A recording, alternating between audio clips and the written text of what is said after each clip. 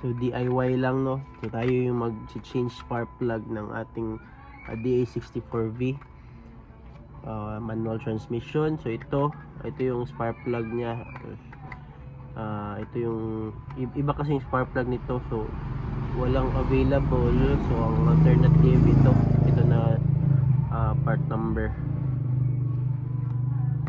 na platinum.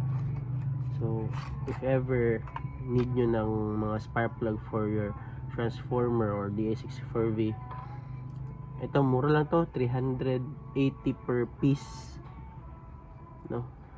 Sa iba 450 yung sa iba benta nila.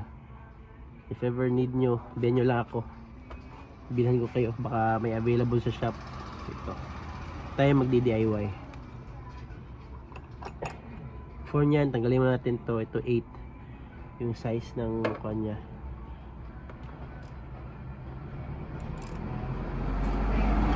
Kaya nyo to kahit sa bahay kayo lang mag-isa. Kayo na lang yung mag-change ng spark plug. So bakit ko pala change yung spark plug? Dahil nabagsak ako sa emission. So pag-check ko dito sa sasakyan, kulang pala ng isang nut yung sa intake. Tsaka yung spark plug niya luma na din, galing pa sa yarda. So yun, change ko ang spark plug and nilinis ko lahat, pati itong mga kuan dito, yung sa injector nilinis ko para hindi talaga tayo walang sabit talaga sa kuan niya, sa emission. Challenging talaga maghanap ng mga parts nitong galing Japan. Either surplus yung mabili mo, or may mga naman din, may mga brand new pero ang mahal, tas ang hirap hanapin din. So if ever meron kayong mga ganitong unit, try nyo magpam-join sa mga yung mga group, Facebook group. Diyan dami kayo makikitang nagbebenta ng parts. Or sa inyong lugar din, sa isahin nyo lahat ng auto parts. Baka may benta silang mga parts din. Dito kasi sa Davao, ang daming parts din sa may Turil area.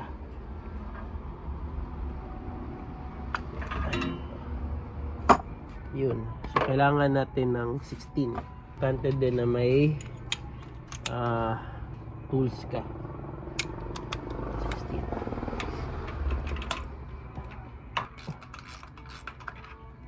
May sipon pala ako, no, dahil sa panahon. Tatlo lang yung spark plug niya. Madali lang siya as long as you have your tools. Makukuha. Pwede kang mag-DIY ang itong unit. Tapos para mahugot mo yung sa ilalim, ito long nose. Yun, ito yung nakalagay dito, galing pang yarda. Iba yung part number nya, LKR7B1 BI8. So yung bagong binili ko, LKR7 din, BGP8. So almost the same lang sila. Same lang ba yung height? Yung 6 kasi, may 6 kasi nito na long thread din. Medyo mataas siya. Yun, pareha lang. Mataas yung dito niya, yung sa 6. So baka yun yung cost. Last time, yun yung change ko siya ng check engine. So careful kayo niyan sa mga spark plug niya. So based on sa research ko, ito yung mga alternative or pwede replacement ng mga spark plug. Ilan lang, konti lang yung mga replacement, siguro mga 5. Hindi ko alam, baka meron pang iba siguro, o baka sa inyo pinalitan nyo ng ibang part number, so okay sa yung makina, so okay lang din. Yung sa akin, pinalitan ko ng ibang part number, check engine siya, so kaya nagharap ako ng replacement talaga.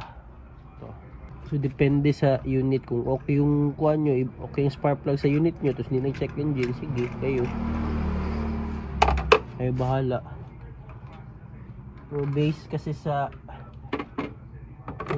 parang manual niya, meron kasi sila, may specific lang kasi na spark plug model for better performance.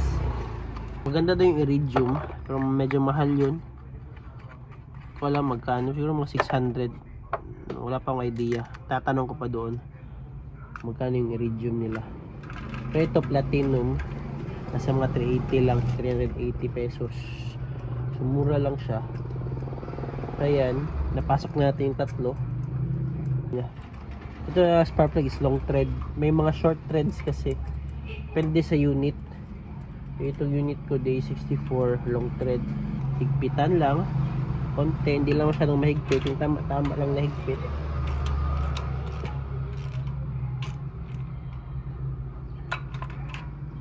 Baka masira yung thread din niya. Daan na. Balik natin yung kailangan ibalik.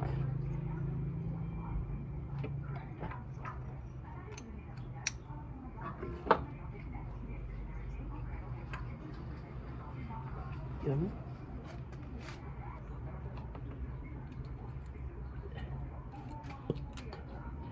Shumoy.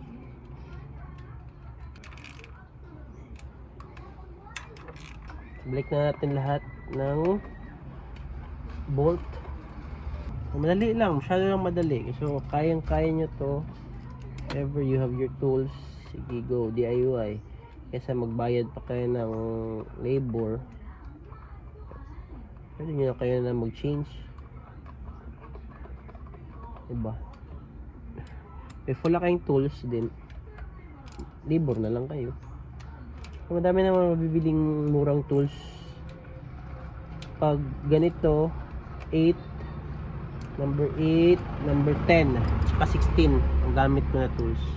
Yun na, okay na. So check natin kung yung papandarin natin. So papandarin natin, check natin ang kanyang kondisyon. Yes. Manual transmission pala to. Yan na, naka-manual yan. Ayun. So yun na yung DIY natin. So, check natin mamaya kung makapasa tayo sa emission. Yes. So ganun lang po yung pag-DIY ng pag-change spark plug ng DA64V transformer. Hopefully nakatulong yung video ko, and pasensya na, kakagising ko lang din.